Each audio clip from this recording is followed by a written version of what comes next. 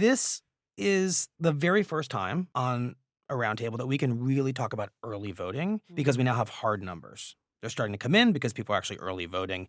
We got our first real batch of those numbers on Tuesday night out of Georgia, and the numbers were pretty eye-popping. Let me just summarize them for you. By the end of Tuesday, more than 300,000 voters in Georgia had cast ballots, which basically means more than twice as many people voted early this year.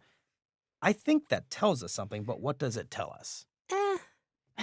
What does that mean? I mean, Michael, How do you a record-shattering first I day early understand voting? we are in a neck-and-neck race, razor-tight margins, margin error every state, as you said, and we are all desperate for things to grab onto that will You're about to tell us me that where the it's first day going. doesn't matter.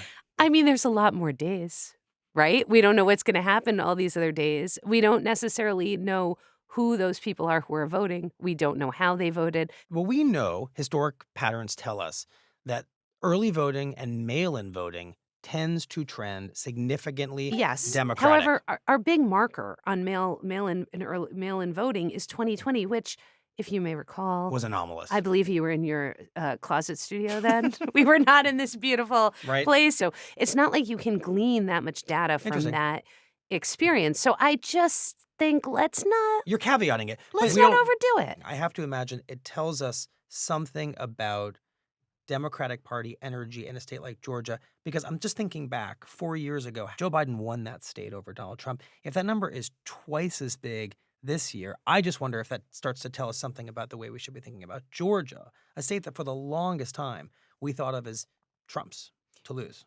I think it tells us about the total amount of energy versus the Democratic or Republican energy, because the Republican Party has been trying to get voters to vote early.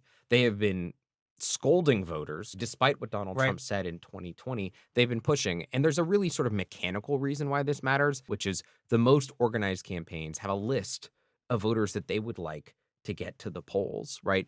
And for those states that say who actually has voted, they can cross them off the list so you don't knock on their door again. You don't send them another mailer. You save money. Your targeting becomes more sophisticated. It's an advantage for the more organized campaigns to make sure they focus on the lower propensity voters that they think is going to make the difference. Right. And can't we all just find something to celebrate in the fact that people are voting? It's great. People are voting. We Things still are have a happening. democracy. I mean, Trump isn't just a unifying thing for the Democrat Party. He has brought more people out to vote. That's We have set that's a really good voting point. records since he got into office. We shatter record after record for turnout. People are more engaged in the process of voting than they were before. Right.